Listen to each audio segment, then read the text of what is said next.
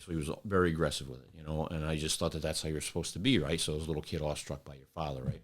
So when I got on in Bridgeport, I got on in 99, and the place was still going pretty well. And so I was really like, wow, this is great. I hit the jackpot. Right.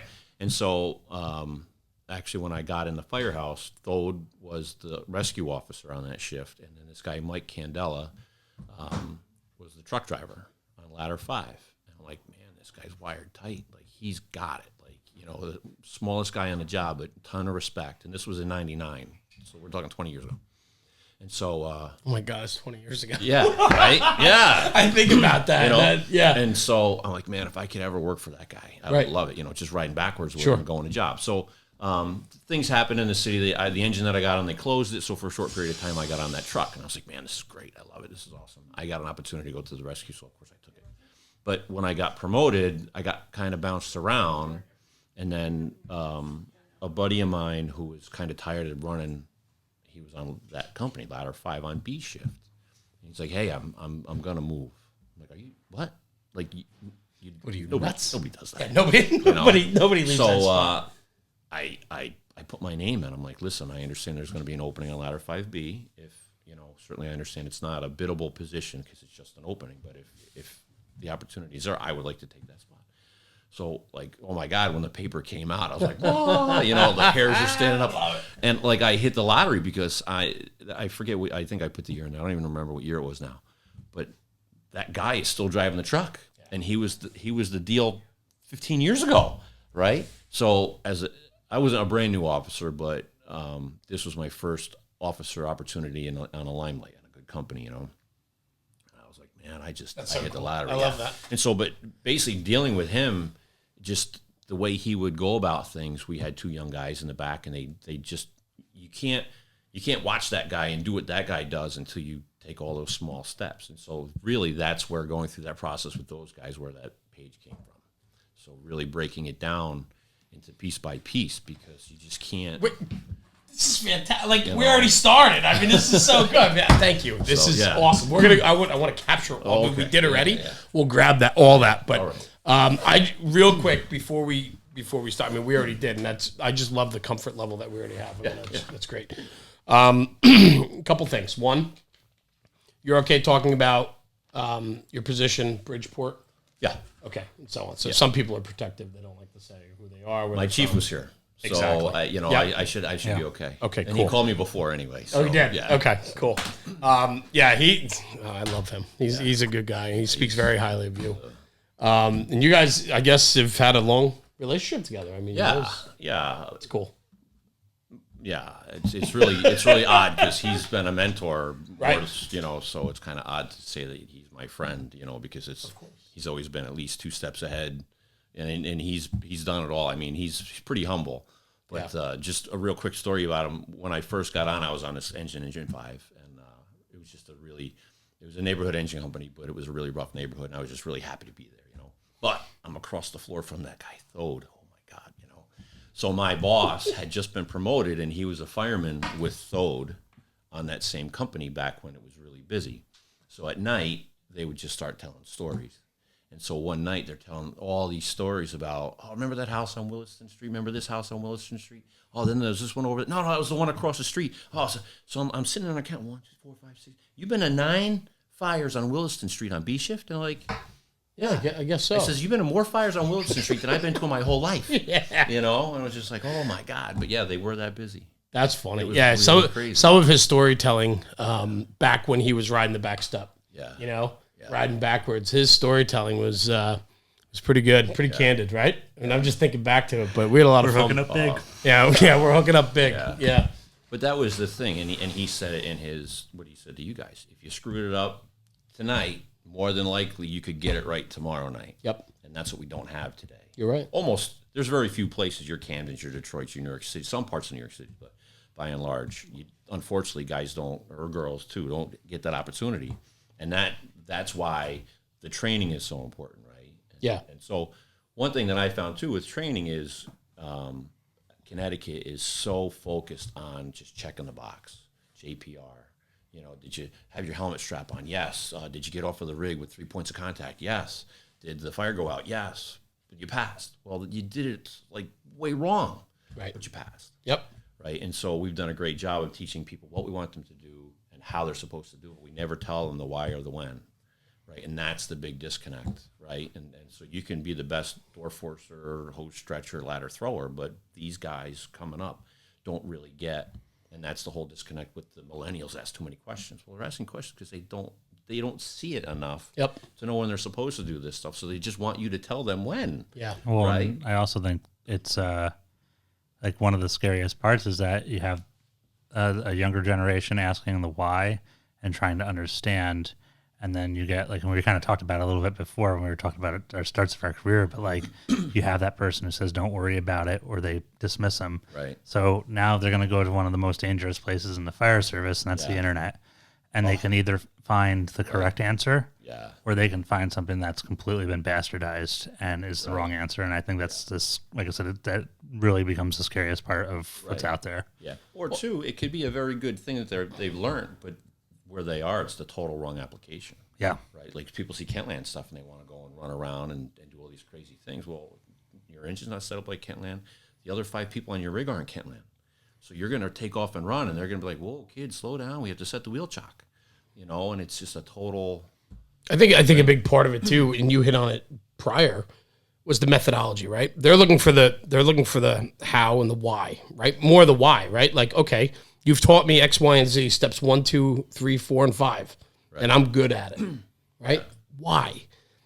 You hit on it before when you got in, and that guy Thode was telling stories about, what was it, Willett Street? Williston Street. Yeah. That's where some of that why really comes into play with the senior man, with the storytelling, right? So that front bumper, kitchen table type talk, not only is it the banter back and forth for the camaraderie, but there's so much learning going on in that setting. Yeah. It's killer. Yeah. And that was the thing on one of my posts. I said, look, if you're teaching, it's okay to have silence. It's okay to let the student reflect, right? So you'll teach them something, and then either because you think you're so smart or you're trying to get so much into that short period of time that you don't give them time to reflect or to do that self-analysis. Like, we just did that thing, but man, I don't even know what we did. Right. And then so you got to give them a couple seconds or even a minute to figure it out, or let them talk on their own. And it's okay if they're not paying attention to you. It doesn't mean they're being insubordinate. That's right. Right? Maybe they're like, how did that happen? Or did you bring this thing? Because I didn't bring this thing, right? And I think part of that discussion too is them having the courage to talk to one another, because of the fact that a lot of times people are intimidated or nervous about saying they don't understand or don't get it. And so instead of asking questions, they'll swallow that question and then hopefully figure it out on their own later. Now we're starting to see more questions coming. They're not as guarded, right? A lot of kids in the firehouse these days aren't as guarded as, say, I was 25 years ago when I came in. There was that stigma of, shit, if I'm asking why, maybe I should know. So I'm not going to ask why, because I don't want to be the guy who doesn't know. Right. Yeah, and that's the hard part. Giving them the confidence to want to feel comfortable enough to say, hey, can we either do that again, or can you explain me why? Yeah. Because the hierarchy and the pecking order, and you don't want to disappoint anybody, and you want to be a valued member of the team. And so the answer isn't to stay quiet, because you're going to screw it up, and then you're going to be, that's when you're going to get hammered, right? I'd much rather see a kid say, hey, I really don't know why we're doing that, or can you explain to me again why we did that? And it's really on the folks that have been around to be okay with that. Right. And the weird thing is, like, I just think some of the older members of the fire service, they don't know how to explain what they know. It doesn't mean that they don't know what they don't know, right? You know what I'm saying? So it's an odd thing trying to get the older generation people, the more experienced people, to realize that what they know and what they have done actually has value, right? Without a doubt. We used to have a guy, and he just retired a little while ago, very knowledgeable, but very, very hesitant to put himself out there to teach. But, so you say, hey, can you come on over and show these guys? They know how to do that. But then, you'd realize that after everybody was done washing dishes and they were still up in the kitchen, he actually brought the kid downstairs. He was doing it on a one-on-one because that was the only time he felt comfortable. Yeah. So striking the balance. 4, 3, 2, 1.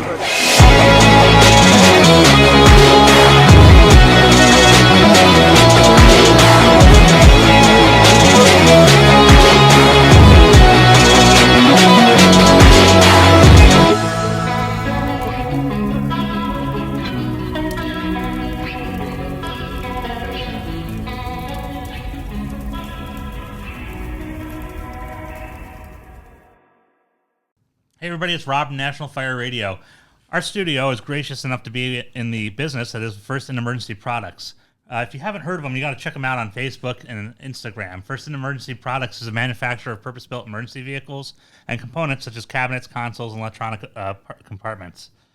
One of the cool things about First in Emergency Products, and especially with them being here in the studio, is we get to see them constantly going through and building different vehicles. It's not just a Chiefs car. It's not just a police car. It's not just a fly car for an EMS system. If you could see it right now, there's a giant bus that's behind me, and it's going to be converted into a mass casualty unit, and that's really what's kind of neat about First in Emergency Products. They can do it all. All right. I've seen so much cool stuff here. There's some stuff that they've done from the government I'm not allowed to talk about. I've had to sign a non-disclosure agreement, and in case they're listening, I am not talking about it, but it's just really cool. So just come on in, check them out. First in Emergency Products. One of the cool things that they've really done, especially, and I want to hit on it, is a new product this year. It's a gear-safe cabinet and containment system. It's all about cancer prevention. And in today's fire service, a lot of us, especially in the volunteer world, we're having our families in our Chiefs cars and everything else. This containment system is great. After the fire, we can get our gear into this system, and we're not exposing our family to any of those carcinogens or anything like that leaking out into the car, and it's protecting us. So check them out. First in Emergency Products. Awesome people doing awesome things. Check them out. One of the biggest supporters of National Fire Radio from the beginning has been Taylor over at Taylor's Tins. If you don't know who they are, check them out. Instagram, Facebook, pretty much anywhere there is social media, you're going to find Taylor's Tins. What is Taylor's Tins? Well, they're making custom helmet shields and other products for the fire service. But one of the things that's pretty cool about it and unique is the shields here are metal. So that means they're not going to burn up as far as like warping and just becoming disfigured in a fire, which hopefully all of us are going interior, so that doesn't have to be a concern. So Taylor also does keychains, customizable to your department. Locker tags. We have our Solid Sisters and Solid Brothers. That way we don't get in trouble anymore for just saying Solid Brothers doing Solid Brother things, because we know there's a bunch of Solid Sisters out there as well. And just the graphic work. I mean, here's our on tap one that he was able to do for us. I mean, these are great, even not only for yourself, for your own helmet, but you can give them out as awards and custom going away gifts. So it's a home run. Taylor's Tins, check them out. Oh, and don't forget the calling cards. All right, Taylor did something pretty cool with some of the metal here. And he has a couple calling cards. I like them. I like this one. You can go back and service. It's pretty cool. So that's the card that we should all try to play out on some folks. Be first to. Anyway, we'll catch you guys later. This is Rob, National Fire Radio. Taylor's Tins. Welcome. It's Jeremy in the studio with, of course, Rob. Thanks for joining us. Hey, it's a pleasure to be here. You've missed the last one or two, so it's nice to have you back with us. Yes. Good to be back. But more importantly than us, this man right here, Captain Nick Esposito, right. Bridgeport, Connecticut Fire Department. We've had some great connections with Bridgeport since we started National Fire Radio, and it's an absolute honor to have you here tonight with us. I appreciate being here. Thank you for the invite. Of course, brother. I mean, and the honor's mine. Oh, well, thank you. But I love how you're mildly like, we have some good connections. The chief of department. Yeah. Which you heard that backstory, right? How I blew him off originally when I Okay. Yeah. All right. Yeah. So we don't need to rehash that. It's not one of my proudest moments. Right. Yeah. Yeah. Perfect. Yeah. But anyway, Nick, thank you for being here tonight in the studio with us. You know, Bridgeport's not right around the corner, so I appreciate you making the trip and trusting us with your story tonight. We've been going already. I mean, people are watching live, and people will be listening as this comes out down the road. But you know, we've just sat at the table for 20 minutes and just had some fantastic back and forth. Yeah. So we're done. Yeah, we're done. Yeah, That's we're it. done. Thanks for tuning in. And no, it was a great show. It was fantastic. But anyway, I want to start. You know, we typically when we do this, we like to get to know our guests, and you know, we know you from the backside, but we'd like to just explain where you are and where you came from and so on. So just a little background about you. Yeah. So second generation. I grew up in a little town called Verplanck, New York, just about 30 miles north of New York City. My father was a member there in the fire department, and you know, I was a little firehouse brat like most kids. A lot of my first friends I knew from the fire department and not from school, and it was just a fun place to be, like the fire trucks and things like that. Not a busy place. I think on the average, when I finally was old enough to be a member, we were going on about 200 runs a year. Right. We had an ambulance, so about 180 of them were medical calls, so we were doing about 20 fire calls a year. But we had a 1973 snorkel. And I loved that thing. Yeah, I bet.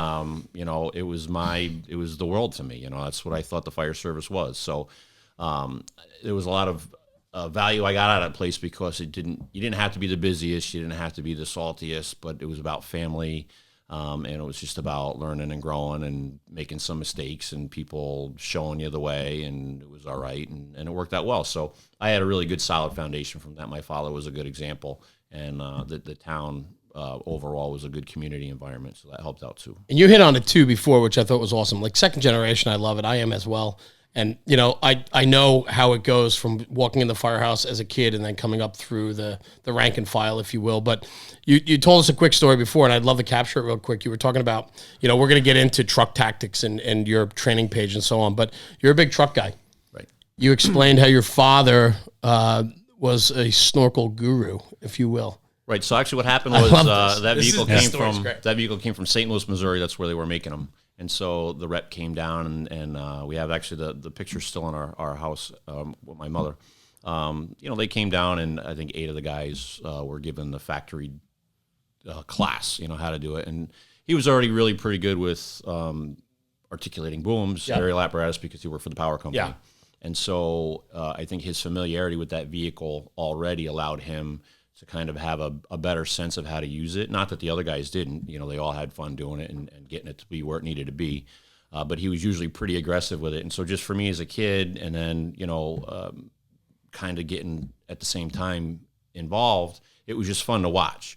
And basically from watching him and watching the department use that vehicle, it is somewhat limited because you have to get really close. They would always joke that if you weren't sinking it in the septic tank, and you weren't getting the job done, because that was the only way to get to the roof. Yep.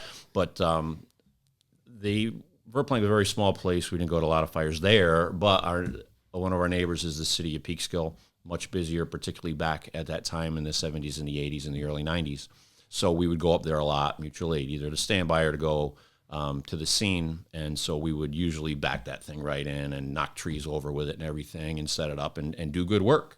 And I just thought that was normal. That's right. That's what I love. And so from that, that's really kind of where my mindset has always been. Like I'm using the truck the way you're supposed to use the truck, based on how it was designed and what the limitations of the design is. So just because it doesn't look right to park it a certain way doesn't mean that it's wrong. Yeah. You know, and so that's pretty much where a lot of my background came from with that. I love that though. Right from day one, you were in a firehouse that, you know, wasn't running all the time, but they had aggressiveness in their blood. And coming out of there, I love how you say that, like, well, this is all I knew. Right. Absolutely. And what that instills into me in this conversation is how important it is, and how taking that rookie firefighter, that probationary firefighter, and instilling those right values from day one, right, sets them on the right course during their career. Absolutely. I love that. Yeah. Gotta set the tone. Yeah, no doubt. Yeah. No, it was good. That's cool. Definitely. So Verplank, and then we moved up, right? So grew up, and the love for the fire service had to keep growing. Yeah, you know, I went to college. I got a degree in safety. I gave it a try. I worked in a couple of chemical plants. One of them was in Carlstadt, New Jersey. I had a lot of fun there. Being a safety manager type person in a chemical plant's the loneliest place on the earth, because management hates you because all you do is slow them down, and then union doesn't like you because all you do is get them in trouble. So you eat lunch alone by yourself a lot, which was fine, but it taught me that as much as that work could be rewarding, it wasn't for me. So I really hit it hard taking fire tests. Where was that in Carlstadt? Gaines Chemicals. It's closed now, I guess. Was it like off 17? Broad Street. Okay. The name of the street, yeah. Okay. We have a lot of people from that area that listen, so I'm sure the I'll interesting get the thing there was a lot of the members of the plant are volunteered in different departments. Garfield, Wallington. Wallington's right there, yeah. sure. So there was a bunch of the guys were related, and so they would tell me all the Wallington stories and what, you know, the Donnybrook from the previous night meeting and things like that. And then I remember, Ace, if you're listening, brother, I need to know about Gaines Chemicals. So. Yeah, and then I remember one morning coming into work, and they were talking, we had a crew P call. And I'm like, what is a crew P call? Like, I don't even know what that is. Right. Like, crew P call. I'm like, all right. His name was Vic Baginski. I don't know if I'm allowed to say that. But anyway, so it was the mutual aid plant. Carlstadt, Rutherford, East Rutherford, Wallington, and I think Passaic. Yep. Somebody had a fire and they all went. Right. And so it worked out very well. And what I thought was neat about that was I grew up in Westchester with a countywide system where you had mutual aid packs, but by and large, you sent whoever the county sent you. Right. But here you knew like it was going to be those 5. Correct. And it was game on. So if they had a fire, you knew you were going there. For us, a lot of times there was too many moving parts to figure out if you were going for sure. But anyway, that was really neat. So to get their culture there. But I took tests. I took New York City's test. I took Bridgeport's test, and a bunch of other tests, and then I was lucky enough to get hired in Bridgeport. So. Nice. Did you have any connection in Bridgeport, or you were aggressive in test taking? No, and I'll be honest with you. Yeah. Before the smart box, before the phone, I actually had to use the Rand McNally to find it. And then I filled out the application in the parking lot, and then I went back in, and it was the last day that the applications were being accepted, and I was late, so I was rushing the application because I skipped out of Gaines Chemicals early, and there was a lot of traffic on 95, so I'm like, I'm never getting this job because I can't even read it. And That's awesome. So here we are. I mean, I don't know. It's the strangest thing. Heather's looking at us right now going, what's a Rand McNally? Oh, right, exactly. You have no idea, right? You know what a Hagstrom is? Hagstrom. No. Wow. Yeah. Wow. Jamapco is the other one. That was what I used when I worked EMS. Sebby, did you know? Wow. So this All is, right. you guys are All what? right. You're mid-20s, Right. late, young 20s, right? So they're spiral-bound map books. Map books, yeah. And you would go to the glossary and you'd look up the town and then the street, and then it would be like B6, and then... Yeah. That's how I grew up. Well, actually, before the Gaines, I worked for a private ambulance company, and they worked in the Bronx and in Manhattan, mostly Harlem and Spanish Harlem.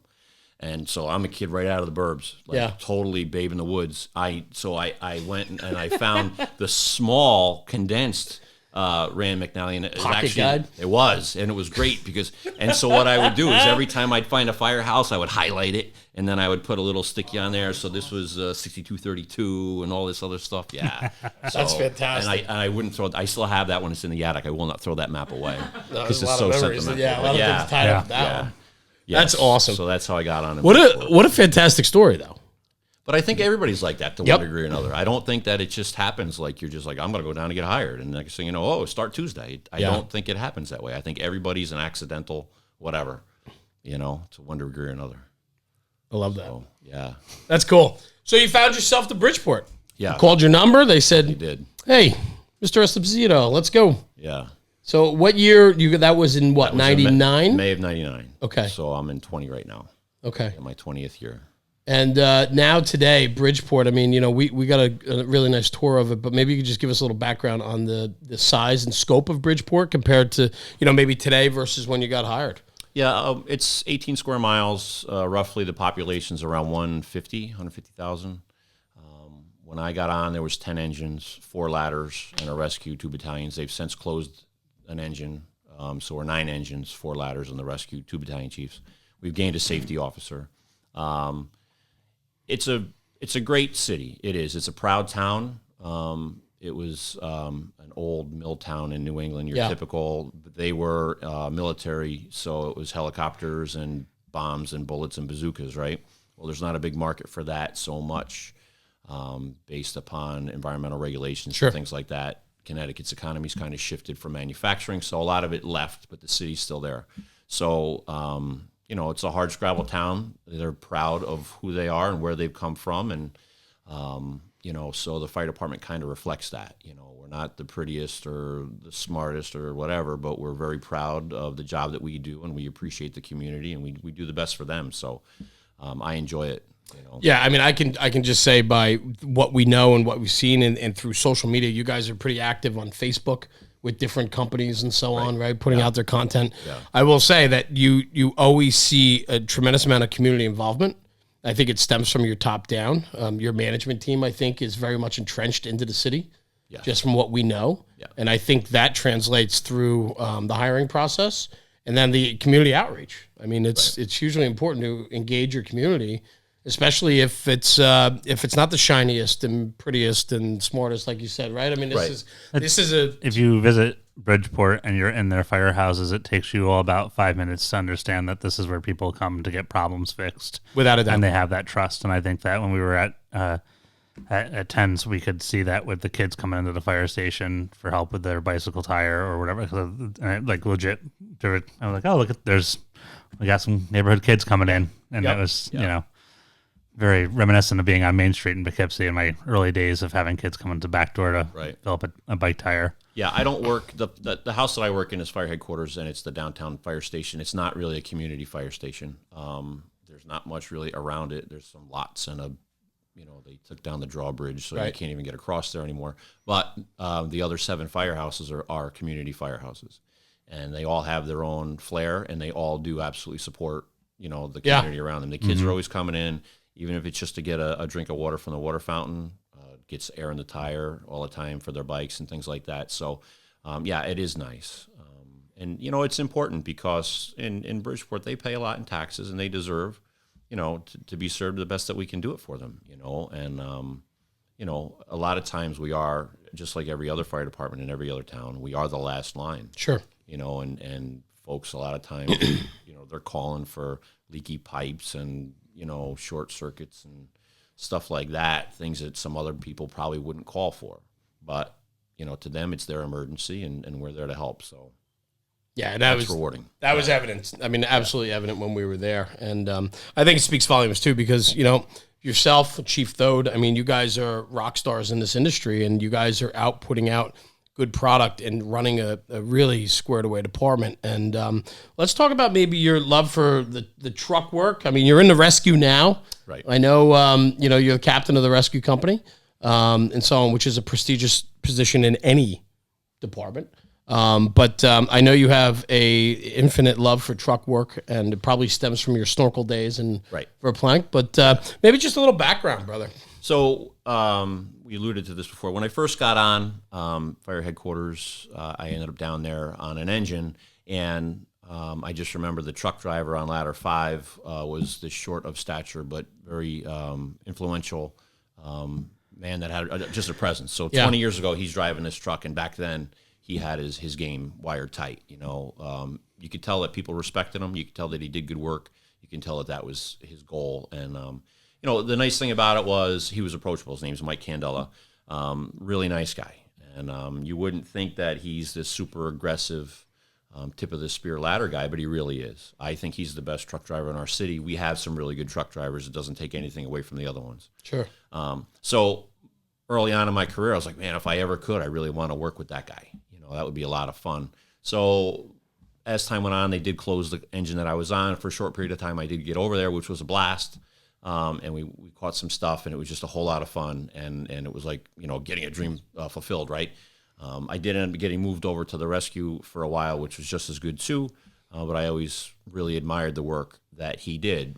The neat thing about being on the other companies is that you knew if Mike and that crew was over there, you could trust them. Yeah. So, if you're making that push on the floor above and you're like, I think I could make that next room, and next thing you hear, the boots on the roof and the saw starting up, it gave you the confidence. It's a good feeling, yeah. To make that push or to stick around a little bit longer, right? So that was always neat to see. I eventually got promoted. I kind of got bounced around a little bit on some engine companies. Then finally the opportunity came where the officer from ladder 5 on the B shift was moving, and I had asked if I could go there. It wasn't a bid, so I was fortunate that he did put me there, and it was great. So the opportunity to sit next to this guy, right? I'm the officer, I'm the lieutenant on the truck, was great, but the reality was it was his company. Yeah. And I was just the guy tooting the horn and talking on the radio. Yep. And so it was really great to be a younger officer and knowing that my driver had the confidence to do what was right, knew what not to do, knew how to do things and get around, and he knew the ins and outs. The chief officers already trusted him, so by default, I had a fair amount of trust. So going to fires was a lot of fun with him. It was kind of like set it and forget it. And then the neat thing was always at the end of the call, the chief would call you over, hey, good job, over there, good job. And I would always say, whoa, it was Mike and the guys. Because, sure. I just showed up, he drove it, and he said it, and those guys got the roof, and I'll let them know. And it was really a good thing. It's got to be quite an experience for you, though, to come into a department and have a senior guy that just leaves this impression on you, right? I mean, you look at him and you almost look up to him, thinking like, if I want to carry myself this way, I want a reputation like that, and then to be able to fast forward in your career to be able to sit next to him. Yeah. I mean, he's just a great citizen of the fire service, right? Yep, I love that. In order That's cool. to have the opportunity to be around that, you your stock goes up just because obviously he's doing good work, but at the same time, he gives you the confidence to take the chances. Yeah. To say or do something that probably you would not do had you not had the feeling that everything was still going to be okay. Yeah. You know, so that it worked out well. And by and large, he would spot the truck and I wouldn't have to help him. And I remember we went to one fire one day. We got special called third due, and he put it where he wanted it. And I'm like, no, I think you got to pull up a few more feet. He's like, no, I got it. I'm like, no, I'm going to get out. You're going to pull it up. And he's like, no. But I got out and I pulled him up. I was like, you're good. And sure enough, I screwed it all up.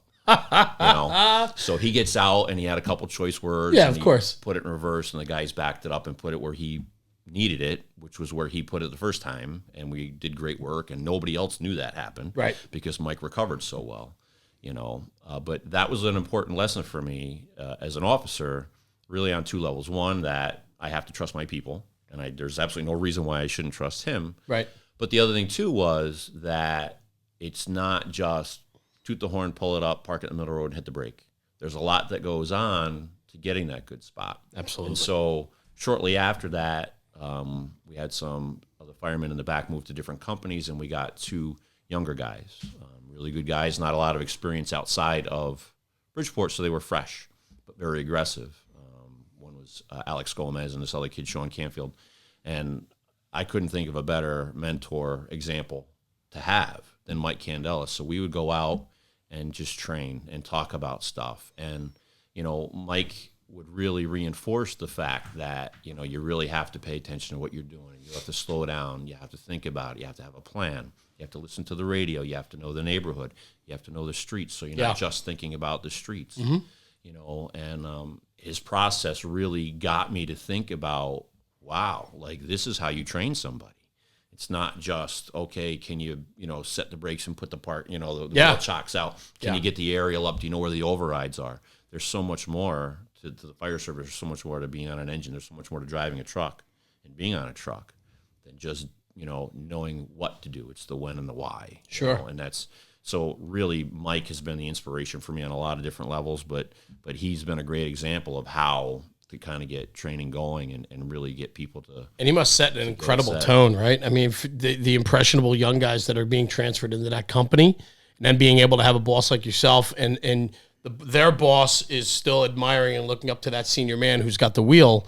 I mean, what a dynamic. Yeah. That's cool. Just as an aside, the fun thing about Mike is that he's almost like Mr. Magoo, right? He's always messing things up. Things find his way. So as wired tight as he is when the bell hits, like one Saturday he took his whole truck apart because he needed to change a belt. And he took it all apart and measured the belt and everything, and then put the whole thing back together and forgot to put the belt on. So I love him. He's that kind of guy. So That's it's awesome. So it's just all of that makes it fun, and it's almost fitting, right? Yeah, it's just a blast. So Yeah. I love the guy to death. Absolutely. Awesome. Yeah, he's great. So good stuff. Is he still on the line? Oh yeah, He is. He's still driving that ladder truck, and it's a blast. And and that's truck 5? Yep. And Ladder what five, is what is truck? It's a tower ladder. Yeah, it's a 95-foot mid-mount tower. It's a Pierce. Okay. We have 2 of those, and then we have that Pierce Ascendant rear mount, single axle, and then we have a mid-mount stick. That's right. As well. So that was something that I thought was really unique in Bridgeport, was the plethora of ladder trucks that were available in the city. You had mid-mount towers, you had mid-mount straight sticks, right, and you had rear-mount straight sticks. And I don't think I ever got my answer as to how it kind of worked out that way, because the only other person I've seen or manufacturer is Suffin, I think, as I've seen a mid-mount stick come out of. Right. So, how does that, I don't want to say how does it work, but how does the mid-mount straight sticks alone, that's kind of... Well, the odd thing about it is it really looks like they just forgot to put the bucket on. Yeah. Because the bed section is just as heavy Yep. as the tower ladder. It's just a different piece. Sometimes it just doesn't work, where the rear mount sticks are really versatile, but if you can, as long as people get mad with mid mounts because the cab gets in the way, and they look at it as, a problem, a stumbling block. But if you drive it like Mike does, and you never ever consider the cab an obstacle, right? Then it's not, and then you just set it up and you work to the vehicle's strengths. You don't focus on its weaknesses. So it's a good way to put that. Yeah, I do think down the road that mid-mount stick will be replaced with a rear mount. I don't know, Chief, though, would be better to speak to it. There was a plan for all that. Might have just been budgetary. Yeah, I mean, it may have been what was available at the time, right. Because the history of that company, they it had an old Seagrave rear mount, and then they had some mechanical problems. They leased a vehicle for a while, and then, I don't know, that came in at the same time as one of the mid-mount towers. So it may just have been that way. Yeah. I don't know. It definitely seemed cool. Like it was unique. And it is unique. It is. And to get it right has to be an awesome experience. So yeah. Well, they're all totally different animals. Yeah. Absolutely, completely different trucks. And we could sit here for hours and go about the pros and cons. But I really I just wrote it down: strength, not weaknesses. We too often focus on the weakness. Yeah. And not the strengths. And I love that you just said that about just operating the truck, Yeah, the neat thing with the mid-mount, even though like people think it's counterintuitive, by having the cab in front, and right at that, it's almost easier. I feel it's almost easier to position because you can, instead of like a rear mount where you have to pull up and back in to get under wires, wires are a big problem. Even though wires are only on 50% of the size of the road, if I'm going to the fire, I can guarantee they're on 100% of the side. You need to be on. Always the case, and so the wires turn out to be a big problem. So the plan is to get the turntable as close to or underneath the wires as you can. And that's straight out of Tom Brennan. That's nothing that I've invented. Yep. And so a lot of times it's much easier to spot that with the mid-mount because you can either dive the cab in or at the last moment kick it away. The rear mount, sometimes you have to pull past and back in. So it does, I think the mid-mount does lend itself to be actually a more flexible, adaptable piece to use. In an urban setting especially. Right. I believe that. And I think, too, one thing that's often overlooked, the difference between the rear mount, especially tower ladder, versus the mid-mount tower ladder is in an urban setting, you're talking about tight setbacks. You don't have 50-foot setbacks. Right. You have, 3 feet of grass, 3-foot curb, another 3 feet, a walkway. So you're at 20 feet to the front door. Right. With a mid-mount, typically a mid-mount's going to be a 5-section. Correct. And so you have a shorter bedded length. And so operationally, there's a reason why New York City puts the big guns to the sidewalk. They're not stretching their big monitors off the engines typically. They're putting the tower ladder buckets on the ground and they're flowing water up. And so that bedded length, if they were running rear mount tower ladders, there's going to be times in positioning where they're not going to be able to get that bedded length down to the sidewalk. Right. Yeah. So functionally, for urban settings, mid-mounts are a big player. Right. Yeah. Yeah. Yeah. I mean, typically a shorter wheelbase rear mount is a 4-section aerial. Most of them are 3. Right. And if it's a 100-footer, then it's not hard to do the math that you're looking at 35, 38 feet, of swing. Right. And that's hard to get. Yep. So they do work out well for us, the 5-section mid-mount. Yeah. So why don't we dive into it? I mean, we're talking trucks. So truck tactics, Instagram, Facebook. Yep. Let's talk about it. So where that came from was that, we have 4 ladder companies and 4 shifts. So theoretically we have 16 ladder companies, right? And so some are better than others and they all do good work.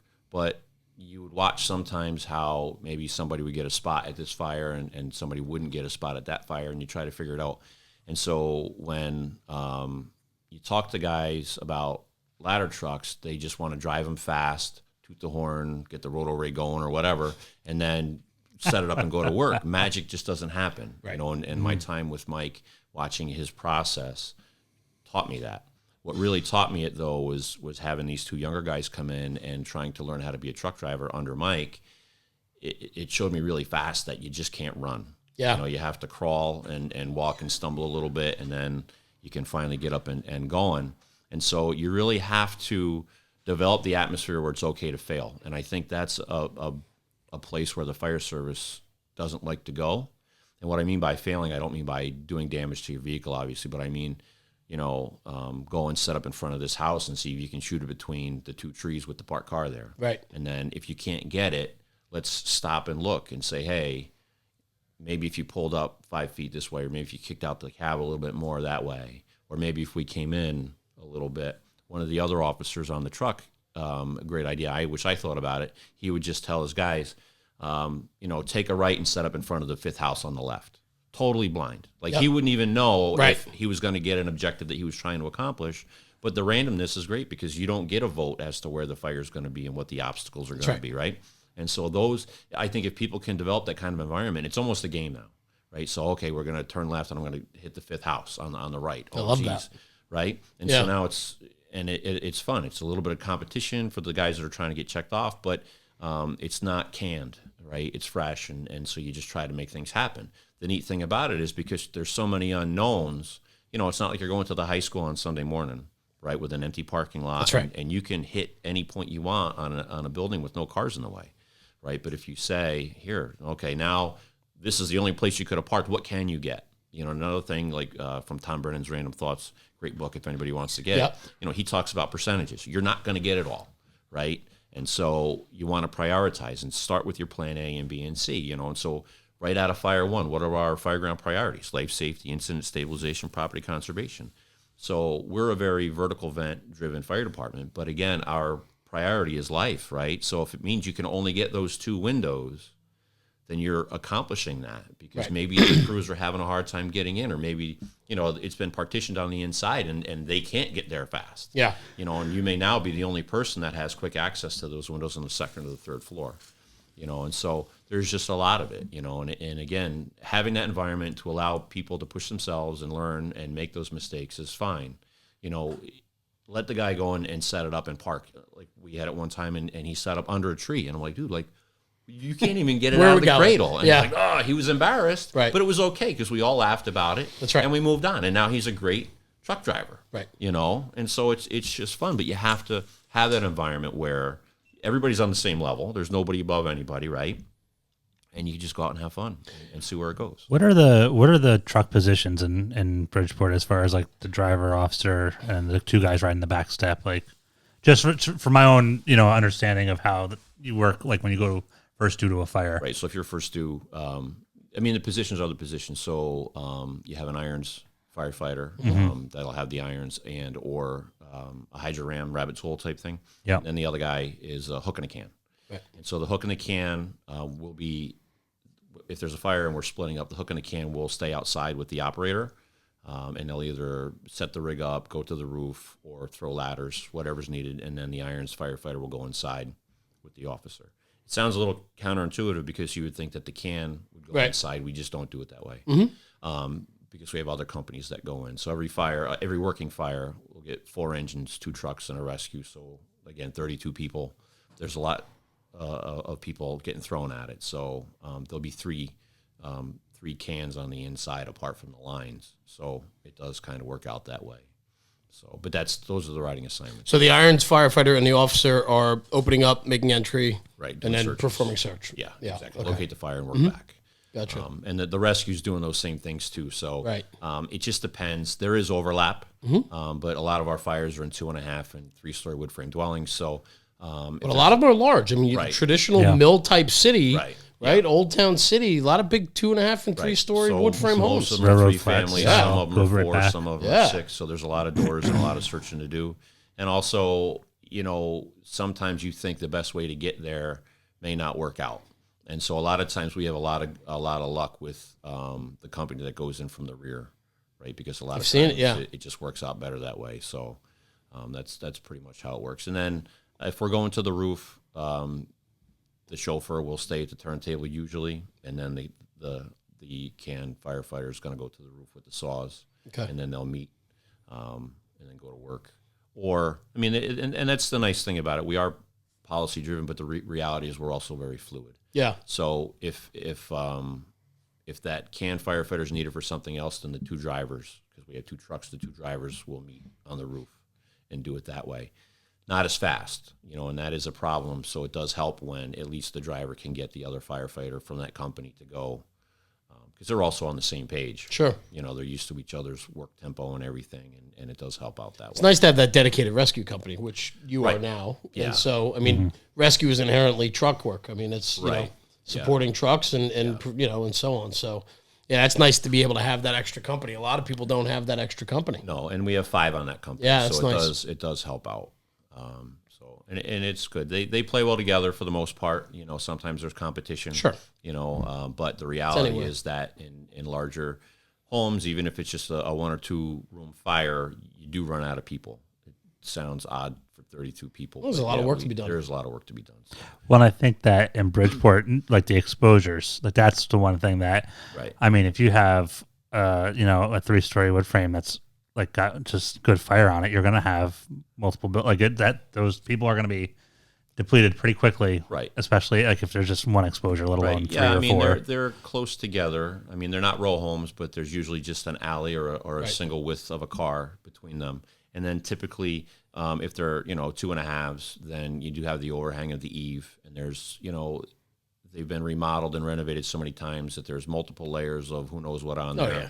And the vinyl or the asphalt siding and stuff like that. So they are, exposure problems definitely creep up fast.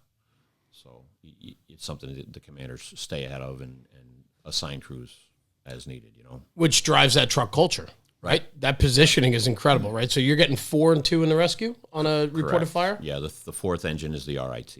Okay. Yeah. Okay. But it works out. 3 floors, 3 engines. Makes sense. Everybody gets a floor. Yeah. Your trucks, you guys typically come in opposite direction if you can? We try, and that's part of that plan in the sandbox, Yeah. knowing your district, right. knowing. It doesn't always happen, Yeah. and then just sometimes with the way things are, sometimes you usually only get one truck. Sure. That can be dedicated anyway, and the other one you're just walking down or whatever. But by and large, yeah, if you can, you try to anticipate where they're coming from. And the way the firehouses are laid out, they're pretty much in a line, so it's not hard to do that, because they're coming this way and you're coming that way. Right. So you should anticipate, if I'm going, east, I'm going to have the AB corner, and then the other one's going to have the AD, right? And so you just try to do it that way. Makes sense. Yeah, and it works out. Do you, I mean, just kind of random, but new officers who are getting assigned to a truck company, like what's your pet peeve for them, or like words of wisdom or advice for that? Like first day, it's like, hey, you got promoted and we're putting you on a ladder company. Like, right. So the big thing is, A, trust your people. B, you have to get out and train, because it's nice to say I trust my people, but if you don't know what they can do, or as a supervisor, sometimes it's more important to know what they can't do, then it's blind trust, but you have to develop that rapport and let them be them.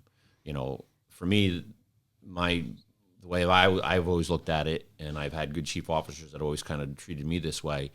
They give me a task and I do the task. They don't expect me to do it a certain way. They expect the result, right? And so that's the thing when you're working with a company of 3 other people. As long as you know what you're supposed to accomplish, they may do it different from what you anticipated, right? But as long as it's done in a timely manner and the result is generally the same, then it's okay. But you really have to go out and train, and that's where you're going to get that rhythm and that tempo. And that's a fantastic segue, because what you're doing outside of the firehouse is running social media pages, putting out incredible content in regards to truck work, truck tactics. I mean, we hit on that before, and then we kind of, went off a little bit, but I think it's important because, people that typically follow our content, they're on those social pages. And so if you're not following truck tactics, it's truck_tactics, right, correct? Yeah. If you're not following him, go check him out. We put a link on our page for him. Nick's doing some incredible stuff. And what I love about your page, and we hit on it before, is the fact that the content you're putting out is not easy content to put out. It's really purposely driven. It's real life, situational truck advice, skills, thoughts, concepts. I think it's important. Right. So yeah, a lot of the material, my guys have been the test, right? Absolutely. So they'll go out, and that was the neat thing about having that environment. Don't be afraid to fail, right? But also know, why you're doing it, and know when it's okay to do that, right? So whether for good or bad, there's a lot of pictures on my page that show aerials operating near wires. And I know the manual says, say, 10 feet away. Some manuals say 20 feet away. Yeah. But the reality is that, the fire gets a vote, and they don't care if there's wires on that side. That's right. The public that's needing of your service, whether they're trapped or if it's their property, they really don't care if, your manual says something. The reality is, if you understand how things are laid out and really have a true understanding of the hazard and know what you're trying to accomplish, you bring those things together, and then from there you have the thought process that says, is this a risk that I can take, or is this a risk that we should not be taking? And a lot of times that's where a lot of those posts have come from. So there would be things, short jacking for some reason is still controversial. I would not short jack on the operating side. Rear mounts can get away with it a little bit more than mid mounts. Correct. But like if you look at some of the work that Boston does, particularly, unbelievable. Right, it's amazing. Ladder game is strong. Yeah. And so a rear mount, I call them point and shoot ladders, and I don't say that in a derogatory way. But if my target is that sign and I drive right up to that sign, I almost don't have to put my outriggers out because I'm just going to do this. Truck. Yeah. If you ever watch them, tilt the cab at the shop, very rarely do they put the outriggers out. Sometimes they just put them down, or they just short jack them to make the computer happy. Right? So, granted, I'm not being an advocate to say go short jack everywhere, but sometimes it's necessary. You Right. know? And so, like parking the vehicle, there's an inside or an outside position. Inside position means you're hugging the curb closest to your target, right? And so we call it bracketing. If you're a parked car, I have one outrigger on this side and one outrigger on that side. I may short jack the non-operating side to let the next engine come in. Right. Not a big deal. Or if I have to get away and take an outside position, now those parked cars are right against my non-operating side. Maybe I can't bracket and get my outriggers through the, between the cars. That's fine, I'll short jack. And we'll do that all day, every day, and there's nothing wrong with it. It's the vehicle's more than capable. All the weight is on the operating side. It's not a problem. And my thing is who's teaching that? And that's where I think the value of what you're bringing to the table. This is real world Northeast type truck work that you're doing every single day in Bridgeport with your guys. And you're instilling the understanding to your people that you have to know the limitations of your equipment, right? You can't have a strong game until you know what you can do and can't do. How far you can go, how far you, and then what's the breaking point? Right. Well, So, I just want to jump in. I think so many places will look at short jacking in particular, or even working by any kind of overhead line, whether it's cable, a telephone, or actual power. But they have this one worst case scenario that they always quote. Yeah. And that's one out of how many, and I just use Bridgeport as an example. How many thousands of times have you set up, short jacked, and working your wires? Right. And it's always, I don't want to say it's always, but it's working. Nobody's, you haven't burned the truck up. Nobody's been, So, the thing too is, don't take my word for it. Go and read your manual. Absolutely. Your manual will say 10 feet, and that's cool. So, but learn with your eye what 10 feet is. That's right. Right? And so 10 feet isn't 30. And then the other thing too is do some research into electricity. Go and Google utility pole wires or something, and then go and read. Like Florida Power and Light actually has a bunch of good stuff, right? But there's this place called the Communication Worker Safety Zone. I didn't make it up. It's there. Right. 40 inches is the code between the lowest power line and the topmost communication line.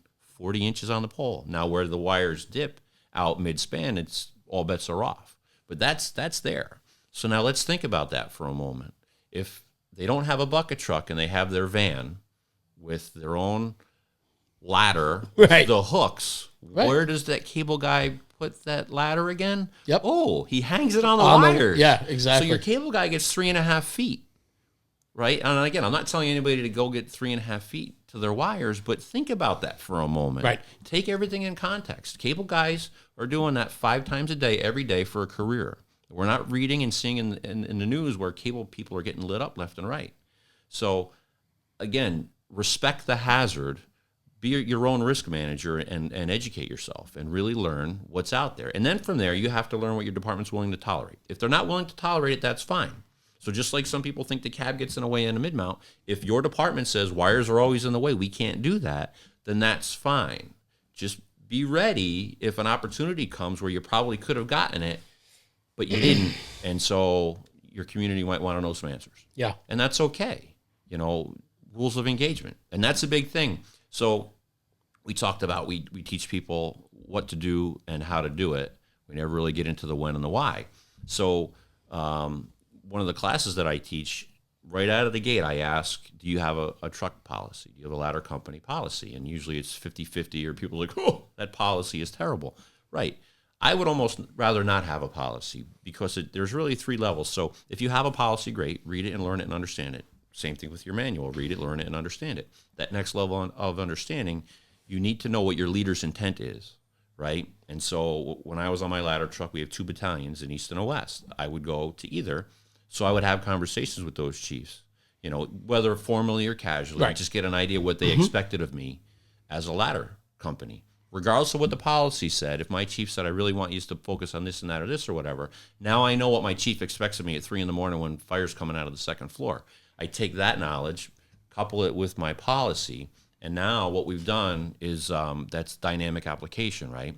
So I take the policy that's supposed to work on a Cape Cod, right, or a factory, Yep. right? Because we don't have ladder policies for every different occupancy, right? Yeah. Now I understand what my chief wants. Now I have this thing I call it dynamic application, right? So now that we have this mission-driven culture, right? It sounds corny, but the reality is this. Now I really know what my chief expects from me, what my policies allow, and how my truck works. You take all those 3 things and you put them together, and holy cow, you're a formidable force to be reckoned with, right? So it's not that hard, right? And that's a lot of information that you can really get, especially if you're in a fire department that doesn't have a strong ladder culture or whatever. You can read your own manual, you can read your own policy, you can talk to your own chief, right? And you can really get a lot of answers pretty quickly as to what the bounds are for you on how you're going to be able to operate. And that's served me pretty well thus far anyway. It's well said. And I think, that type of thinking and understanding is not commonplace. I don't think it is. Right. I think where you're coming from in this background, and that's why I'm excited to get you out there, to get your page out there, because the content you're putting out is very much structured and organized, just like you said. And I think so many people don't really or can't take what you just said and put it into such eloquent words like you just did and formulate a plan. And so we shoot off the hip too often. Right. And I think in the truck world, with the amount of responsibility and jobs at hand and so many variables, I mean, it's ever evolving, ever changing. Every single time that truck turns a wheel, it's something different. Right. So check it out, right? Talk to me. So if there are so many different variables, so many different contingencies, so many different expectations, it's impossible for a firefighter, an employee, whomever, to be successful. Absolutely. Right? It's hard. And so some people say, oh, they were thinking outside of the box. I'm not saying outside of the box is a terrible term, but I hate it, because to me it sounds like they're winging it, right? And so get back to those things, leaders' intent, mission-driven culture. If I know what I'm supposed to do, very rarely does it go from A to B to C, right? There's always a problem. There's always an obstacle, right? Fire gets a vote and all that other stuff. But if I know what my expectation is, right, then I know, and I'm trusted, I know how I can make modifications to what I'm trying to do to achieve the same result. That's not outside of the box thinking. Correct. That's actually staying very within the box. Right. Because some people say, oh, you're freelancing. I'm not freelancing. You asked me to do this, and that's what I'm going to do. I can't do it the way we normally do it, but I'm going to do it the way that fits this situation. And I really do think, I'm hoping that the fire service is going to get away from this check the box, formal, way to go about things, and really hopefully morph more into this understanding that, you can't box people. How do we get back to that, though? Yeah, that was going to be my next question, is how do we get away from that? When you came on in 99 and a volunteer before that, right, there wasn't so much checking boxes. Right. Now it's a check-the-box society. So how do we in the fire service try to bring it back around? Well, so this is my hope, that I think what we've done, and we maybe because we're not investing in education for our leaders, there's not a lot of career development going on either in the paid or the volunteer side. We've got to come back to that. I think what happens is that we take the person who has the most classes, and so they're used to IFSAC, Pro Board, whatever, right, and that's all very check the box oriented, without a doubt. And so if that's what they've been brought up in, then that's what they know, and then so that's what they send out. And I think that's the part that's missing. I also think that in that checkbox, and that part of the problem is like they're looking like the politically incorrect way of doing things is no longer allowable. So like some good, some bad, but like what they look at, those checkboxes are a measurable item, right? And I think they get really caught up into that. Where they do, because you know what?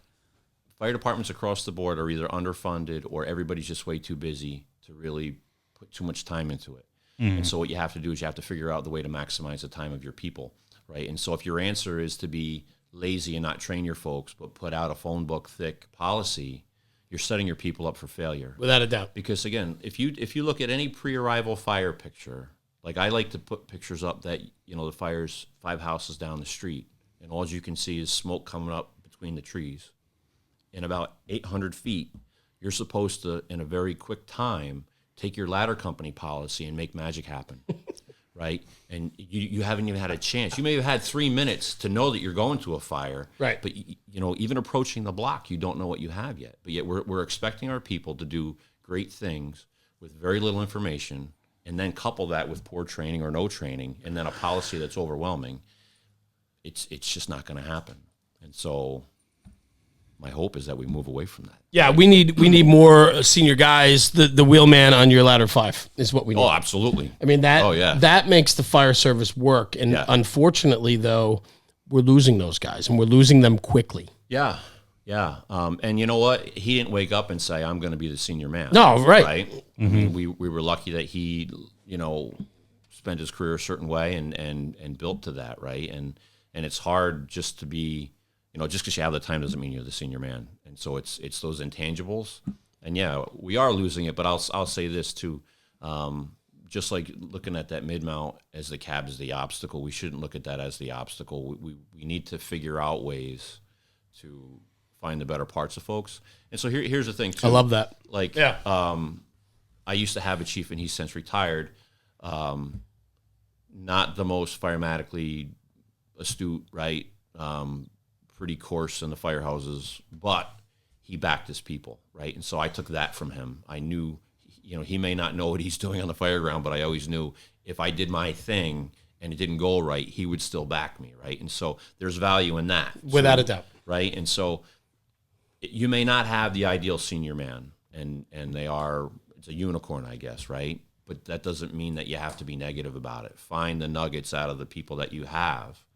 Right. Strengths, not weaknesses. And so like this whole mentor thing, people say you need a mentor. You need 3 mentors, right?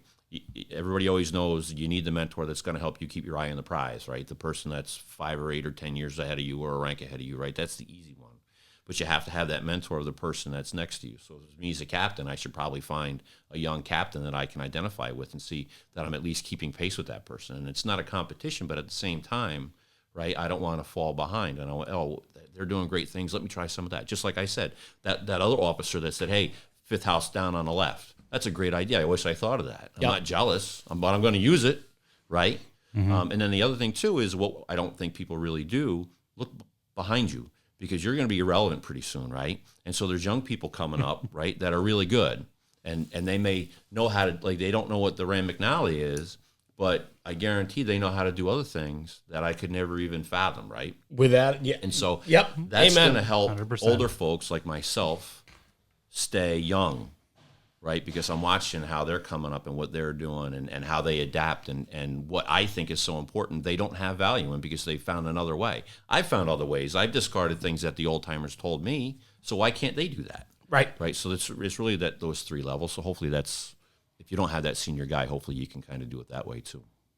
I was going to go back to the senior guy. One thing that it popped in my head as you were talking about that, I feel like in some departments they're pushing education to a point where it's almost getting this like that. I'm forgetting what the senior guy's name is. I wrote it down. Mike Candela. Mike. Yeah. So Mike, I feel like in today's world, if Mike stepped into the fire service, there might be, and not necessarily in Bridgeport, but in other areas of the country, there's going to be somebody that's going to be pushing him to become an officer, and that the only sense of I don't want to say promotion, but like even like they're going to gear him up to promotion because you got to get an education, you got to take this lieutenant's test, you got to take this captain's test. Yeah, we want you to do this, and it kind of goes back to like college education. And a push of college education. Education's good, but there still needs to be somebody to come fix my furnace. And that's not going to be the guy from Harvard. Yeah. Necessarily. So we wrestle with this all the time, right? And so here's the reality. I'm not sure specifically what our budget is, but it's a $25-30 million corporation, whether we want to look at it that way or not. Yeah.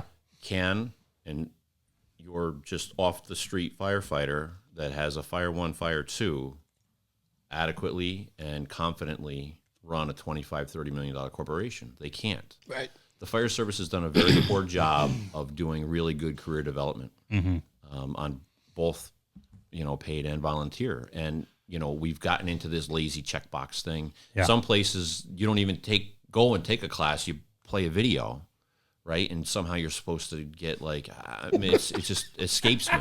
Yep. Yeah. Right. So we have to find a way, and hopefully like the I-Chiefs and the IAFF and the volunteer fire councils and all that are really going to kind of pay attention to that stuff, because we do have to run our corporations, but not everybody has to, right? But at the same time, we need people that can, that know how to, fix somebody's leaky pipe, or Right. know the difference between a hydraulic leak and a transmission leak on a fire apparatus. And yeah, it's still a blue collar craft, right? And the other thing too is fire loads are down across the board, but the hazards are still there. Yeah. We still have 2.5 and 3 woods. The mid-Atlantic towns and cities all have row homes. They're still there. They may not burn as frequently as they do, but we still need people that can do that, right? And so striking the balance, it's hard. We've talked about it. It's a dangerous job. Yeah. It's not going to go away. I think too, I made a note real quick, just talking about, and you just brought it up again too, career-oriented and officer training. Too often we set our own people up for failure. We're not supporting them. We don't give them the tools they need to progress up the line. Right. Eat the young. Eat the young. That's a whole problem too. That's another whole thing. Let's talk about this, because these are things that are affecting everybody that's watching and listening to our program is dealing with these issues. Yeah. Well, eat the young if you're speaking specifically to the hazing and things like that, or just having them expect to know what needs to be done and not nurturing them. Yeah, I think that's the part where I was going with, Right. because I was very much thrown into the lieutenant's position of here are your keys, don't fuck up, good luck. Right. And it was Yeah. hey, Oh, I Like, wear a different color shirt now. Yeah. exactly. And Yeah. then all the Right. bleach poisoning jokes came out. So it was all right, cool. But I have a list on my computer, Lieutenant Ridley's list of shit he doesn't know. Right. And every shift I'm adding something on that list and I'm Right. trying to find the answer, because it's this dynamic of how it hit me the other day, when the toilet breaks on a holiday weekend in the firehouse in the Fairview Fire District, Right. who do I call when the chief is away? Right. Who is that? Who's the plumber that the district uses to fix that problem? We Yeah. need the toilet fixed, Right. and it's stupid stuff like that versus the personnel issues versus just, Yeah, we don't do a good job of that, really. Very few departments do. So the important thing is, if you are forced into an early promotion, even if you purposely did it, took a test, and holy cow, I made it, right?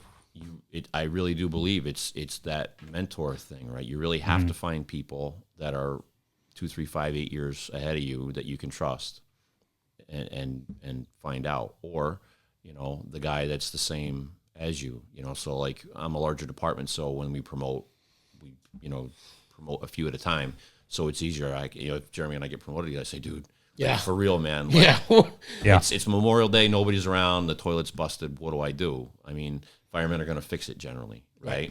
But what's the process? And if your department doesn't have, that strong infrastructure, which most don't, and I just use that one as the example. the reality is you do the best you can. And Yeah. then if you do it wrong, you have to be humble enough to take your lump and move on, and don't take it personal, right? And that's the hard part. So nobody likes to be told that they did it wrong, especially if you didn't have any support. But the reality is that you did the best you could. You tried, right? And if it didn't work, it didn't work. Learn not to do it that way again. It's just like when you go to a fire and okay, what do I do first? Well, you have to do something, even if it's wrong, because then that's how you see how the fire reacts, and then you realize, oh wow, that's not the way to do it. We really needed to do this. Let's do this now. Yeah. Right. It's hard. Money's tight. Not a lot of departments train very well. It's difficult. I think too. I can just speak from the volunteer end for a minute. When we put people into these positions, and we don't give them the right tools or tutelage to make them confident in their decision making up front, right? And I'm not just firematically, but also just socially, people management. right? Being able to work with people. We talked about before, people want to avoid conflict. Right. Right. So it's issues like that. And then what happens is when, and what drives me nuts is when we instill the power and authority into somebody to make a decision. They make that decision based upon what they know, not what we taught, because we didn't teach. Yeah. And then we penalize them for the decision they make. Well, part of the problem with the fire service is hyper-analysis. Right. Right? I love, talk about that. Because we've been doing the same thing for, 100 years, the fire department, and you're just the person in that role for the next 2 years, right? And so the funny thing is that everybody else knows that. So why is this super expectation that you're going to do everything right, right? I mean, it's ridiculous. Yeah. And so as long as you're a little bit of humility about yourself and you're not going crazy like you're the newest dictator, but if you're trying, as long as you're trying, like company-wise, more than likely it's no big deal, and we'll adjust, fix whatever, right? And everybody's already done that mistake, So that's the problem with me with the fire service is like, I remember like in Verplank, I loved the place, but small town, just a handful of families ran that thing, right? And so if you did things different from the way the guy did it last year, forget it. Maybe you had a great reason for it, but maybe they had a great reason why they had done it that way for the last 60 years. Right? But then why do they put you in that spot? And so it's a give and take. It's hard. Without a doubt. We're not going to come up with an answer here, Yeah. but I think it just goes to the orientation that's needed to instill, I don't know, the confidence in people, right? I mean, I always talk about initiative because the fire service is all about initiative. Firefighting, as much as we want to teach, it's a partner-driven job on the fire ground. You're searching by yourself. You're going to the roof by yourself. You're in the rear by yourself. It's an initiative. Yeah. You have to take initiative. Right. How do we instill initiative? Through proper training, through proper channels, through that conversation where the senior man takes the guy downstairs after dinner to talk to him about it when it's one-on-one. Right. Those are those things that can teach that initiative so that we're producing good firefighters. Right. So I don't want to disappoint my parents. I think by growing up with them, I understand what they expect from me. I've had conversations with them. When I got into the fire service, I didn't want to disappoint those other people. In the beginning, it was hard to talk to them. But once I kind of figured out that I better talk to them, regardless of what the policy said or regardless of what I thought the department wanted, once you talk to people, that's when you understand your expectation, right? Policies are cold. Even though you read it now, I understand if they're clearly written, you know exactly what you're supposed to do. But again, if you can't bring that policy alive and really understand what it means, then it doesn't mean anything, right? And so I think that's a big part of it is having those conversations and talking to people and breaking it down that way. That'll help. No doubt. So, I mean, we're hitting on some heavy stuff here. I mean, we're outside of the training pages that you run on social, right? I mean, it's a truck culture that you live. I mean, rescue captain as well. I mean, maybe you could talk about some of your stories down at the rescue, bring it back firefighting a little bit out of the administrative and back to the on the street, having fun with your, a 5-man company in a city like Bridgeport. You're having some fun. Right. Yeah. I mean, and the neat thing about that company or really being on the trucks as well is that you're going to stuff. Maybe not at the frequency that they were going 10, 15, 20, 30 years ago, but you're still going. Yeah. Right. And so it's neat when you finally do get those fires, that's how you learn. And you're doing things based on your riding assignment and the expectations of the people around you and what you hear on the radio and all these other things. But again, the fire gets a vote, the construction gets a vote, right? And so you think you're doing something and you're like, I'm doing it, man. And next thing you know, whoa, wait a minute. We're not doing it. Hold on. And I have to make an adjustment or change or whatever.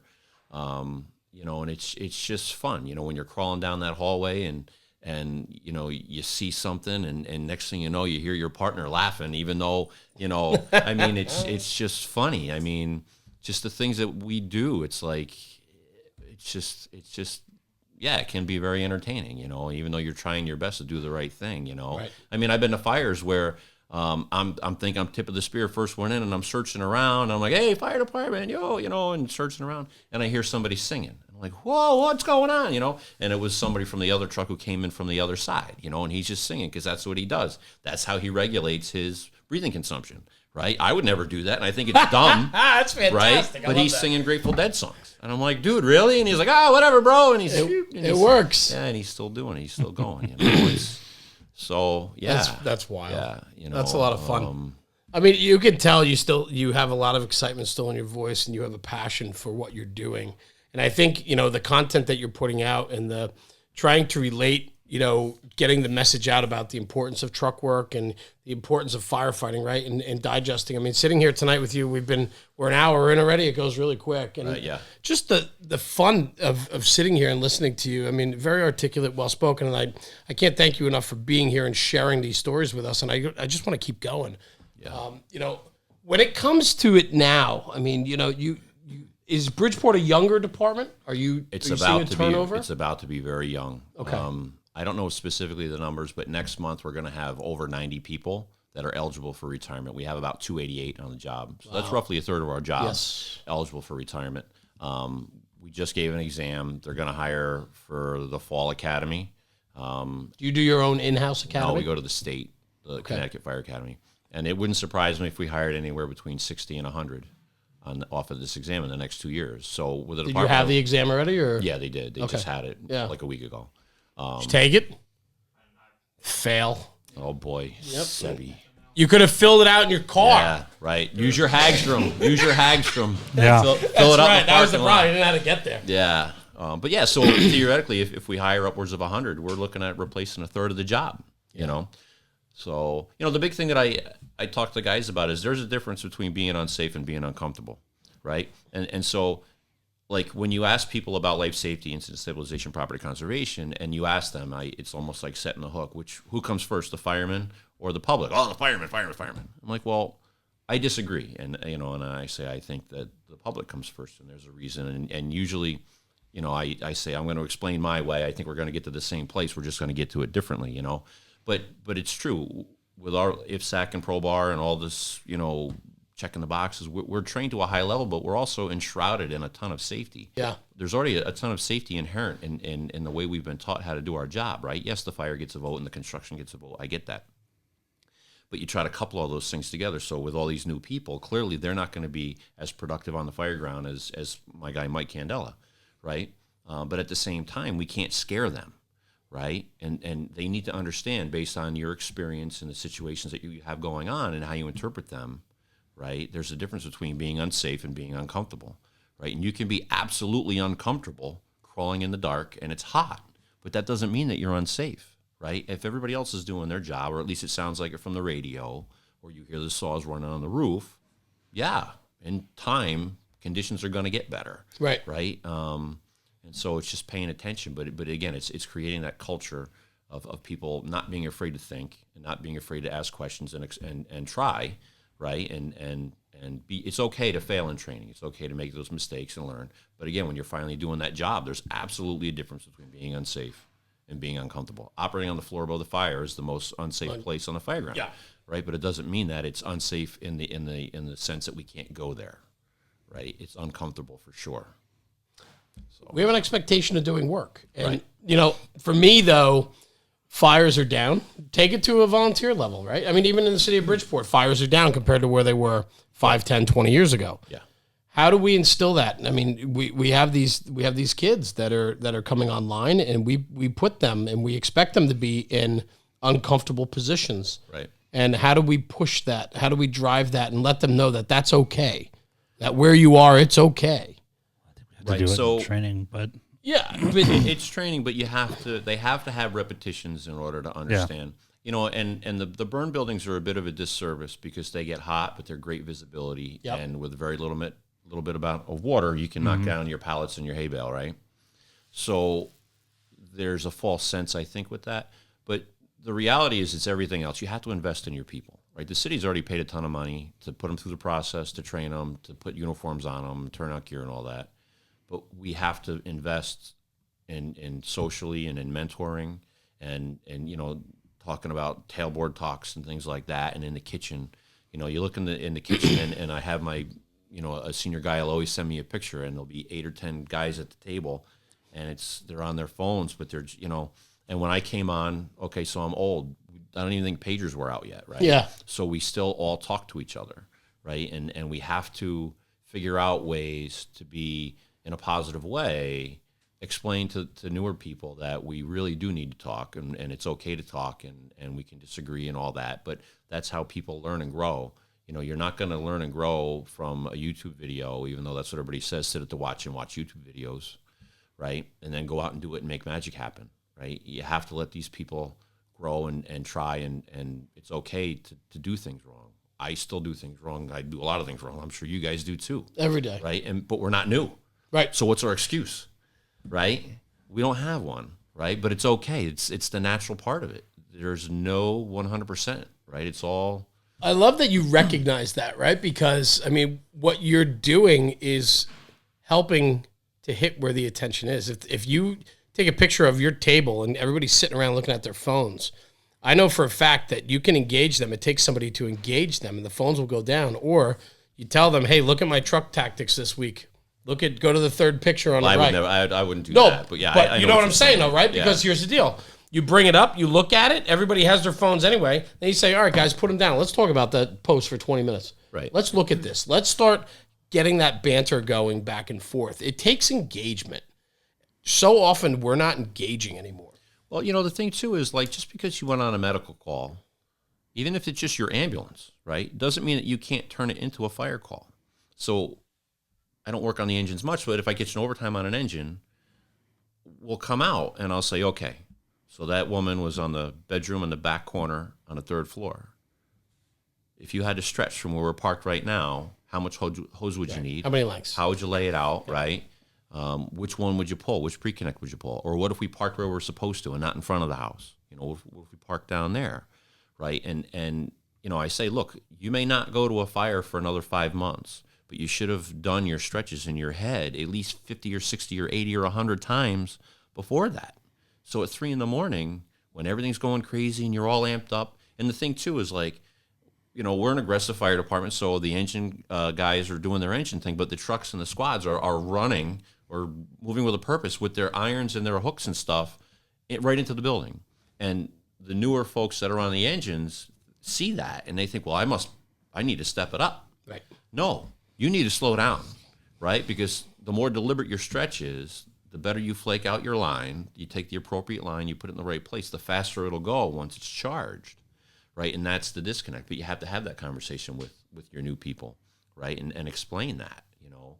Like profiling. I don't mean survivability profiling, but you're at the deli getting a sandwich. Okay, you come out, look at that building. Where are the bedrooms? Well, what do you mean? Well, look. Right. You've been in a 3-wood before. I've never been in that one. Right, well, that's okay. Let's try to figure it out. Okay, so usually the A-B corners of the living room, and then the next room down is the dining room, and then behind that's the kitchen. And then off there's a hallway to the left, and there's a bedroom in the back, and then the bathroom, and then a bedroom in the front. You've never even been there. Right. But if you had to do a search right now, you'd have a pretty good idea on how to get to the bedrooms. Not too bad. Yep. And we didn't go to a fire to do that, Right. right? So just keep them engaged. Last week we were down at Ridgeway Leather with Rob, and Rob's a great guy. And we were talking about, I don't even think it made it to the podcast, but we were talking about his department where they do like smoke alarms, smoke detector batteries, things like that, right? Service calls, you know, where they get out and they meet the public and so on. And there's a lot of back and forth between different departments that do these type of calls. A lot of guys don't want to do them. Other guys see the value in them, right? The value is this. I mean, like you said on those EMS calls, when you catch an overtime spot on the engine, turn it into something. Right. You know, when you're going into Mrs. Smith's home, you're going to learn about her. You're going to learn about the home. You're going to learn about that garden apartment. You're going to learn how far back her apartment is on that sidewalk stretch in that garden apartment complex. Right. Like all these things. And I think those are just important things. But that only happens when the right guy is there to make that engagement happen.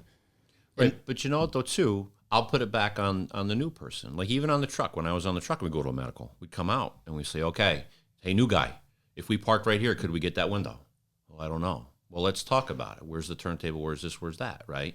So it's just like the new guy should say, hey, Lou, hey, Cap, hey, senior man, if we had to get that window, where would we park? Because this is a tough street, you know, or during the day, there's nobody parked here. Now it's double wide, you know, and we're in the middle of the road. I don't know if we get under those wires. Yep. You know, and then, geez, maybe, holy cow, let's set it up. Yeah. Right? Like total. Yeah. Right? What? I mean, what? We can do that? Yeah. And that's what I say. Like, you go to a fire alarm or anything, park that truck like you mean it. Park it like, at least position it to where you would put it if it was really on fire. And then if your department and your town's willing to tolerate it, put the outriggers out and down, put the aerial up, go ahead. Fire alarm comes in, they're expecting you to do fire stuff. And they don't even know what it's supposed to look like. Right. But if you actually do it, I'm not saying set up on your busy street on the busiest time of day, but, your side road, nobody's coming. And if they are, they can go around. And I love, though, creating that environment where you can entice those younger members, those probationary members, or those, 1, 2, 3 year members to be able to speak up and say, hey, what would we do here? Right. I don't know. Right. The other thing that goes with that, too, is that now you're out of the firehouse. Right. So, like the firehouse that I'm in, there's a lot of people in there. There's 16 people in that firehouse. Yeah. People don't like to talk because they're going to expose themselves, right. even if they know what they're talking about. Right. Right. So now you're out just with your company. Your confidence is up, and it's much more of an intimate setting, right? So now maybe your senior man or maybe your aspiring senior man suddenly feels it's okay to talk in this environment, right? And so there's an important there. It's just as good. Just because you can't get it to happen at the kitchen table when everybody's there, especially at shift change when everybody's going at each other, that's a tough environment. But, it's okay at a call when it's just the 4 of you, so the 5 of you. Just go ahead and have that conversation, right? Love that. So good. All right, here we go. So, Nick, we're back at it, man. We took a quick break, but we're back at it. And, we were just going over a couple things. And, thank you for sharing your story here. But your story doesn't just end with the truck work and end with the firefighting aspect. There's so much more to the job. And so, we were talking about some safety initiatives, things that you've gotten involved with also during your tenure with Bridgeport. Yeah. The big thing is you have to be involved. You have to be engaged. You can't just complain about things. You have to try to make change. Plant your flag on something, even if it's just one thing. And if it takes you your whole career or your whole time in your volunteer service, whatever it is, I love that. To affect change to one thing, then that's really what you should do. You're not going to, move mountains, right? And let somebody else work on those other things. But find something that's important to you, that if it's really bothering you, whether it's a policy or a piece of equipment or maybe an improvement that is long overdue, be that person to affect that change. Work your normal channels. If that works, great, you've done it. Now move on to something else. Yeah. If your normal channels don't work, the first obstacle you reach doesn't mean that you should stop, right? There's grant money out there. There's other resources. Reach out to your community. Whatever there is, talk to other departments. Find out how they may be doing things in other ways that you haven't thought about. It's important to leave your mark to some degree, to give back, to be engaged. If people see you doing things and making change, instead of complaining about that, maybe it might inspire them to pick up their own little, torch and move on with that. So I think that's a big thing that people need to realize. I think people need to realize, too, that you can't give up. Right. You use the word obstacle, and that's all it is, right? It's a hurdle. It's an obstacle. It's just something that's slowing down your forward progression, but it doesn't mean you have to stop. Right. When too often, I see it all the time in my professional life, at the firehouse, and with my kids. It gets tough, and all of a sudden it's like, well, I'm just not going to do it anymore. Or right. I'm not going to, and that is so hard to digest for me. The thing, too, is I think people need to realize, and particularly on our social media days where everybody sees that everybody else has it so good. Right. They're better looking than them. They have better cars and all this other stuff. But the reality is that it's all superficial. Right. There's a lot of people out there that are pretty inspirational in the fire service that are just plugging along on their own. Adam Mayers is one of them. If you look at him, he works in Casper, Wyoming, and he's got this whole Engine Zero thing going. Gary Lane's another one. Ron Burgess with RIT Ops, if you check him out on Instagram. Yep. There's just a lot of people out there doing things on their own. But what it really comes down to is there's no value in the result. There may be, you may think that is, but the struggle is really where you get your reward, right? Because, you get your ups and downs, and you're going to learn things through that process. And so that's really where the value is, and that's really why you should do those things. You shouldn't do those things just because of that final result that you want, but you're going to learn so much as you progress through, and you're just going to be exposed to different things. You're going to meet new people and learn new ways and stuff like that. So just because you don't get that ultimate goal that you were reaching for, I guarantee that through that process, you're going to grow so much more, you're going to learn so much more, and you're just going to be a better person for it. I love that you're talking about this, because I am a process guy. I love the process. I love the struggle. Right. I love the shape, craft, and build. And it's funny because I have this ongoing joke with my wife. She calls me an 80%er. I get 80% there, Yeah. and then I start something new. Right. And I think from me getting to know myself in 42 years, it's because once I hit that goal, then what? The process is over. Like I have a hard time with that, right? And so that's cool. That's really cool, man. Like that's awesome that you believe in that, because I think that has to be discussed more. I think people have to understand that in order to get to that goal. I mean, I have goals. I have a goal in life that I never want to wear shoes again or have to wear shoes. I tell my wife my goal is flip flops and fishing. Hell yeah. That's my and a beer. Without it, which that's a whole nother story tonight. Whether I get there or not, I don't know. But man, I'm trying. That's it, and that's the goal. But I love this ride I'm taking. Yeah, absolutely. And that's love what it's this about. process. Yeah, and I think more people need to enjoy the process and understand that the process has a lot of ups, but horrific downs too. sure, right. You got to be able to pick yourself back up and keep pushing. Yeah. But I think, I'll speak for myself. I'm a negative reinforcement learner. If I do things and everything goes right, I didn't learn anything, but I just figured that's the way it's supposed to go. Right. But if I do something and I screw it up, I realize what I did wrong, and then from that I know actually how to do it right. And so, this false sense of perfection or that everybody else has it easy is just not reality. Yeah. So. No, that's a good way to put it. And in Bridgeport, we've been talking on it, and I kind of just want to wrap on your career and what you've done. But I mean, you have an impeccable career, and you're spoken very highly of by a lot of your fellow firefighters, officers, and the chief of the department, who is a good friend of ours as well. And having you here tonight is really for us just a really awesome thing. So I thank you the opportunity for being here. I mean, we could go on, and I'd love to, and I hope we can reconvene. There's some projects I think that we could work on together. I think would be great, and we've kind of absolutely scratched the surface on some of that. But thank you. Thanks for being here tonight, taking the time out to come and share your message. I think the content that we put out tonight with you and talking about truck culture and just really well done. So thank you, Captain. Cool, I appreciate it, man. Yeah. Really It's awesome. been fun. And so real quick, I mean, plugs, man, plug away. So you got your social media pages, your training? Yeah, so I kind of in the back of truck floor training on Facebook, more of a moderator. I don't really get involved with that too much. The Truck Tactics on Instagram, it's also on Facebook. Yep. I do teach out. If you want, you can reach me through the Truck Tactics, and we can come out and visit and do a truck class or whatever. That'd be great. I'm going to be at the Making the Stretch conference in the fall. Check that out. It's in Harrisburg in October. And then we've got some other things coming up too, but they're not solidified yet. So we'll see how it goes. But, any questions, feel free to reach out. I love it. I'd be more than happy to hear. Absolutely. Yeah. Well, thank you, sir. No, thank I you. appreciate you for joining us. This has been a really good one. Taking away a lot of good nuggets from this one. Rob's got like 3 pages over here. Rob's a big note taker. Nice. I like it. Excellent. Absolutely. Yeah, great. All right, guys. Well, hey, thanks for checking us out. Another episode of National Fire Radio with Captain Nick Esposito out of Bridgeport, Connecticut. Captain Boss, or Rescue Boss. Jeez, tripping over my Captain words. Boss, though. Captain Boss. I mean, that just sounds official. Boss but, Captain. Yeah, right. Anyway, guys, thanks for checking us out. For Rob, Jeremy, the rest of the crew. Nick, thank you, sir. Oh, thank you. Have a good night. Yeah, very good. Cool. All right. Excellent. Yeah, man. Yeah, Good thank you stuff. so much. I appreciate it. It was fun. I have to tell you, like, really, really well done, sir. Cool. I appreciate it. Your message is going to be received loud and clear, and I just